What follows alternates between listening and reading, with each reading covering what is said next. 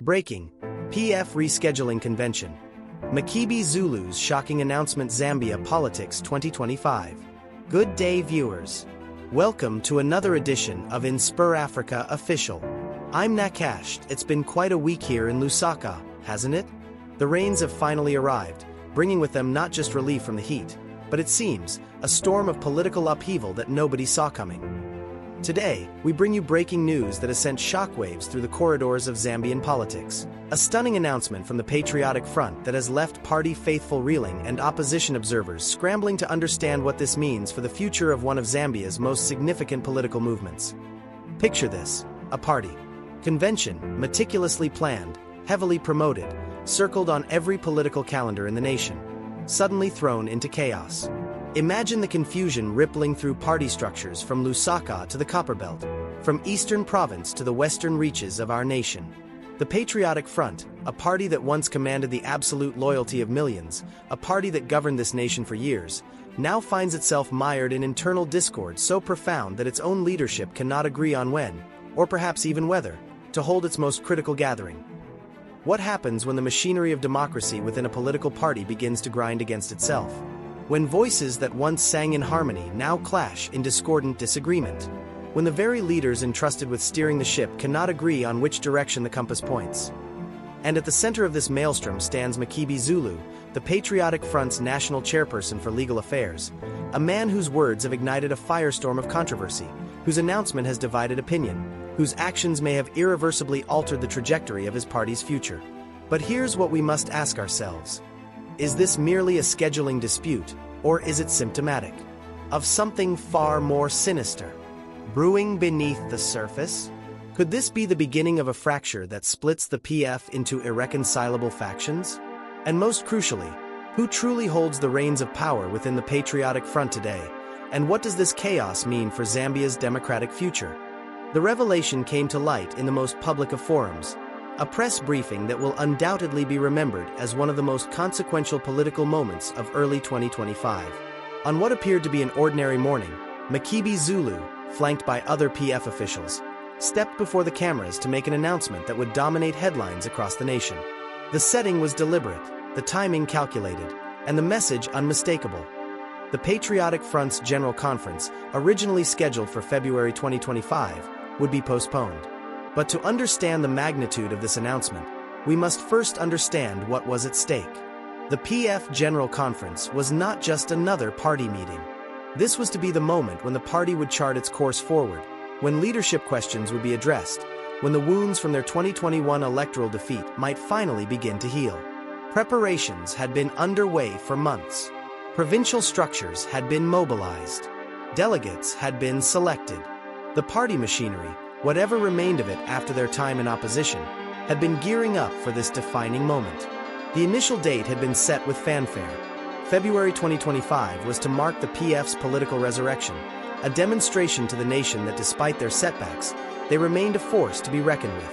Then came whispers, quiet at first, barely perceptible to those outside the inner circles. Concerns about logistics, questions about finances, murmurs of disagreement among senior leadership about the convention's timing, its agenda, its very purpose. By mid-January, those whispers had become conversations. Party insiders began speaking, carefully, cautiously, about divisions within the leadership. Some pushed for the convention to proceed as planned, arguing that any delay would signal weakness and disarray. Others advocated for postponement, citing inadequate preparation and insufficient resources. And then, on that fateful morning, Makebi Zulu made it official. Direct evidence. Standing before the assembled press, Makebi Zulu began with measured words that belied the bombshell he was about to drop. "Thank you all for coming on such short notice," he began, his voice steady, professional. "I stand before you today in my capacity as National Chairperson for Legal Affairs of the Patriotic Front to address matters of critical importance to our party and, indeed, to the democratic process in Zambia." He paused, shuffling papers before him, before continuing. After extensive consultations with various organs of the party, after careful consideration of the logistical, financial, and organizational requirements necessary for a successful general conference, the decision has been made to reschedule our convention originally planned for February 2025. A reporter immediately interjected, "Mr. Zulu, when will the new date be?" "We are looking at, a timeline that will allow for adequate preparation. We're considering the period between May and July of this year. The exact date will be communicated once all provincial structures have been properly consulted and, once we have ensured that the necessary resources are in place." Another journalist pressed, "Sir, there are reports of deep divisions within the party leadership about this decision. Can you address whether this postponement reflects internal conflicts?" Zulu's response was careful, deliberate. "Look, any political party of substance will have robust debate within its structures. That's healthy. That's democracy. What I can tell you is that this decision was not made lightly. It was made with the best interests of the party at heart. We want a convention that is inclusive, that is properly organized, and that reflects the democratic values we stand for." "But Mr. Zulu," another voice from the press corps called out, "your colleague, the National Youth Chairperson Stephen Campiongo, released a statement just yesterday saying the convention must proceed as scheduled. How do you reconcile that with your announcement today?" Here, Zulu hesitated. A brief pause, a clearing of the throat.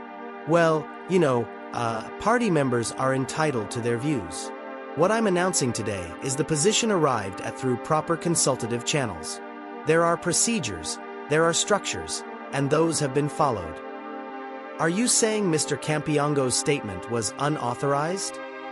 "I'm saying that the announcement I'm making today is the official position of the party." But perhaps the most revealing moment came when a journalist asked directly about former President Edgar Lungu's position on the postponement. "Mr. Zulu, where does the former president stand on this? Has he endorsed this decision?" The pause that followed seemed to stretch for an eternity.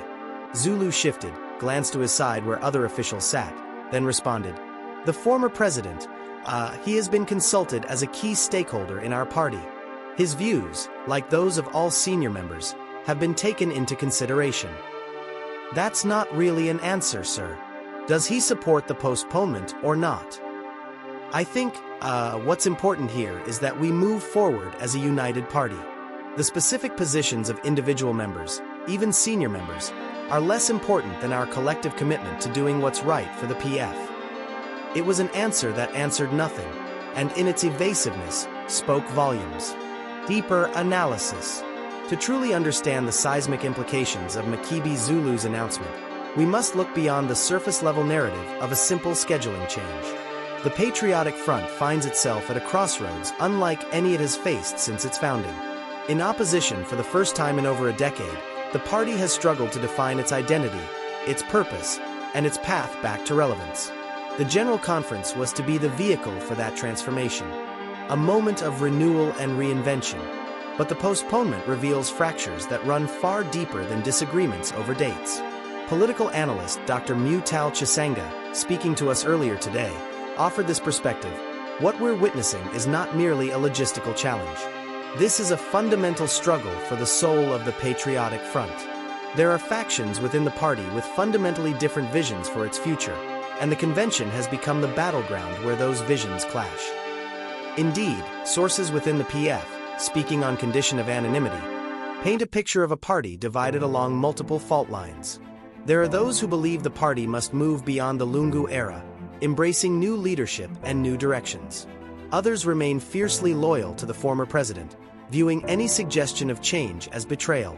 The Youth League, led by Campiongo, represents one pole of this debate.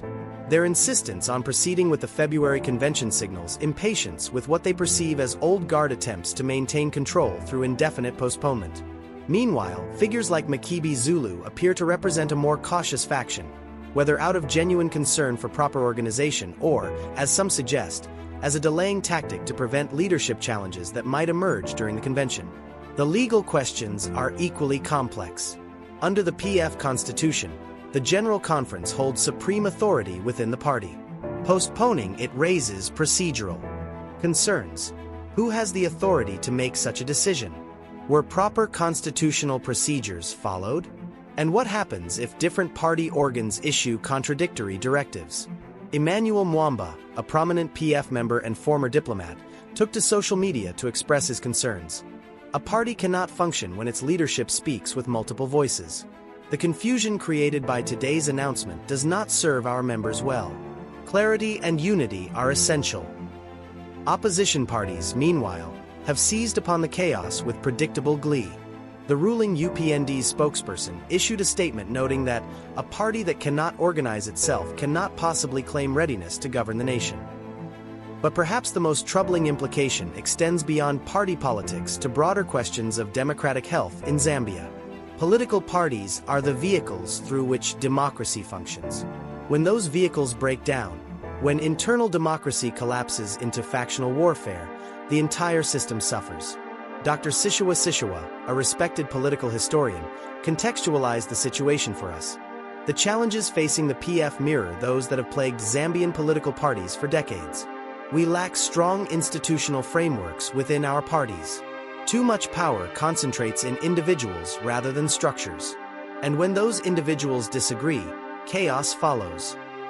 And hanging over all of this is the unspoken question that everyone asks but few dare answer definitively. Where does Edgar Lungu truly stand? His silence has been deafening. His refusal to publicly endorse or condemn the postponement leaves every faction claiming his support while lacking concrete evidence. Is he orchestrating events from behind the scenes, or has he genuinely stepped back from party leadership? Does he support Zulu's announcement, or does his sympathy lie with those demanding the convention proceed as planned? These questions remain unanswered, and in that vacuum, speculation flourishes and divisions deepen. Viewers, thank you so much for watching today's edition. This story is far from over. In fact, we may be witnessing only the opening chapter of a saga that could reshape Zambian politics for years to come. The Patriotic Front's internal struggles matter to all Zambians, regardless of party affiliation. A healthy democracy requires viable opposition parties, robust debate, and institutions that function according to rules rather than the whims of individuals. We'll be monitoring this situation closely and will bring you updates as they develop. Will the PF find a way to bridge its internal divisions, or are we watching the slow-motion fracturing of what was once Zambia's dominant political force? What do you think? Should the convention proceed in February as originally planned, or is postponement the prudent choice? Are we seeing healthy democratic debate or destructive factionalism? Share your thoughts in the comments below. We read every single one, and your perspectives enrich our understanding of these complex issues. Until next time, this is Nakash reminding you to stay informed, stay engaged, and stay inspired. We'll see you tomorrow with more news, more analysis, and more of the stories that shape our nation. Take care, and God bless Zambia.